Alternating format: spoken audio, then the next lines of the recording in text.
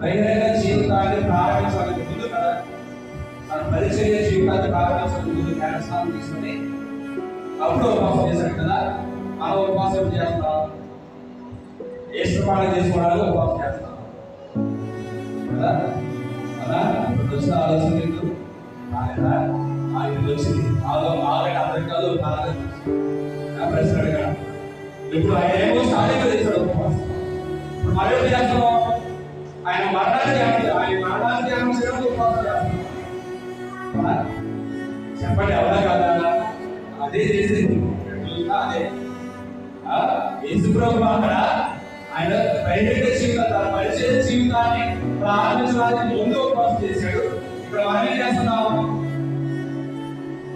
ఆయన మరణాన్ని గురించి ధ్యానం చేస్తూ ఉపవాసం చేస్తున్నాం. ఏంటి ఇంకేంటి వెళ్ళిపోతా ఇదే మాట మీద మీలో చాలా మందికి ప్రశ్నలు ఎదురవుతూ ఉంటాయి కదా. అడిగే వాళ్ళు చాలా మంది ఆయన ఉపవాసం చేసి అప్పుడైతే మీరు ఎప్పుడు చేస్తారేంటి అని అంటే, ఆయన తన యొక్క వైద్య జీవితాన్ని ప్రారంభించినప్పుడు చేసినటువంటి ఆ ఉపవాసం దేనికోసం?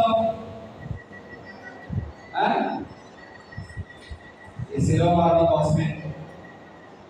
ఆయన అంతే కదా లోకానికి వచ్చి కల్మినేషన్ ఇదే, అల్టిమేట్ గోల్ నేనే కదా.